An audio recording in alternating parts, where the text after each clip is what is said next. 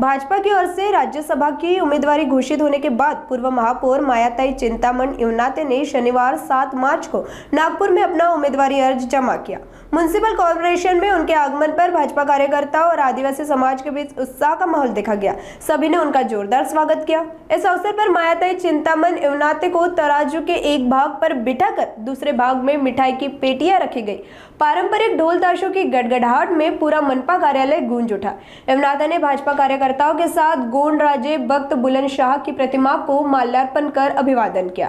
कार्यकर्ताओं ने भी इवनाते को राज्यसभा की उम्मीदवारी मिलने पर जल्लोष मनाते हुए उन्हें शुभकामनाएं दी। की मी एक नगरसेवक म्हणून माझा कार्याचा सुरुवात केला आणि नगरसेवक एक वार्ड प्रभागाचा आणि त्या ज्या ज्या प्रभागातून मी निवडून आलो त्या प्रभागाचे माझे सर्व कार्यकर्त्यांचे मी इथे आभार मानते। काही पक्षाचं वैशिष्ट्य म्हणायला की एका नगरसेवकाला अशी एक संधी महापौर झाले तुम्ही, त्यानंतर एक महिला असून तुम्हाला राज्यसभेत संधी देण्यात येत आहे।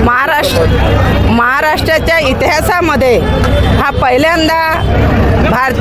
पहिल्यांदा आदिवासी समाजाचा सन्मानच नाही तर एक महिला शक्तीचा सन्मान आहे। मी माझ्या मनात कधीच विचार केलेला नव्हता। ज्या दिवशी होळीच्या दिवशी माननीय मुख्यमंत्री देवेंद्र फडणवीस साहेबांचा मला फोन आला, मी माझ्या मनात विचार केला का साहेब मला होळीची शुभकामना देत आहेत का, आणि जसा फोन त्यांनी मी सुरू केला, साहेब मला सांगून राहिले की मायाताई तुम्हाला मी राज्यसभेत पाठवत आहे, आपले डॉक्युमेंट्स तयार करा आणि उद्या मुंबईला या।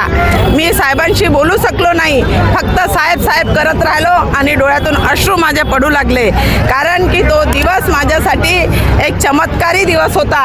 आणि चमत्कारी दिवस म्हणजे देवाभाऊच माझ्या समोर आणला, म्हणजे देवाभाऊच चमत्कार करू शकते।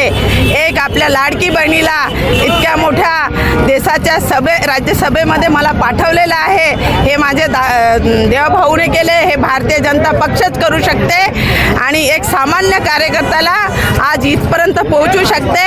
हेच नाही, भारतीय जनता पक्ष फक्त भाषणातच नाही सांगत तर कृतीतही करून दाखवते आणि हे तुमच्या समोर एक उदाहरण आहे। मी एकदम सामान्य घरची महिला आहे, माझा राजकारणामध्ये काहीच संबंध नव्हता आणि आजही माझ्या घरी कोणी असा मोठा व्यक्ती नाही आहे की जो राजकारणामध्ये बलंड व्यक्ती आहे, जो माझ्यासाठी धडपड करण, असा कोणीही व्यक्ती नाही। परंतु आता मी 5व्यांदा महानगरपालिका निवडून आल्यावर माझ्या मनात यायचं की मला आता आमदार बनले पाहिजे आणि माननीय देवेंद्रजी हे मुख्यमंत्री आहेत, सगळं आहेत, परंतु माझ्याकरिता माझ्या भावासारखं आहे, माझा पाठीराखा आहेत, माझ्या सुखादुखामध्ये उभे राहणारे देवेंद्रजी। आज भी काही माझ्यावर विपत्ती आली तर मी डायरेक्ट त्यांच्याशी फोनवर बोलतो, असे माझे देवाभाऊ। जेव्हा मी त्यांच्याकडे गेली आणि त्यांना मी म्हटलं की ज्यावेळेस तुम्ही मला नगरसेवक बनवले त्यावेळेस माझे मिस्टर आणि तुम्ही दोघंही मिळून, माझा राजकारणाचा काही वारसा नव्हता आणि मी नाही म्हणत होती, त्यावेळेसही मी रडत होती का मला राजकारणात यायचं नाही आणि तुम्ही मला नगरसेवक बनवले आणि आत्ता देवेंजी मी आता मला आमदार बनवसे वाटते आणि हे सगळं तुमच्या हाती आहे, आपण मला करा।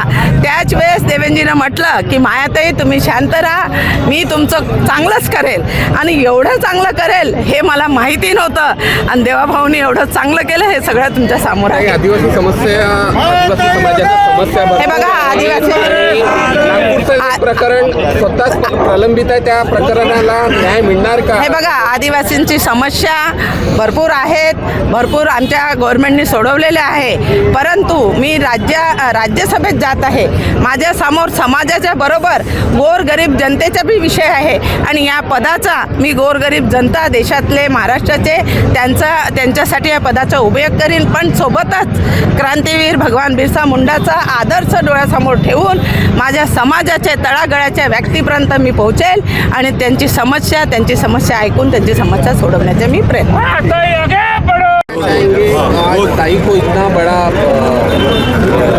जवाबदारी दी गई है राज्यसभा की, किस तरह से देखते हैं आप सारी चीज़ों को, क्योंकि आप दोनों महापौर रह चुके हैं इस शहर के। भारतीय जनता पक्ष का नेतृत्व हमेशा कुछ ऐसा नया करता है जिससे समाज में एक नया संदेश जाता है।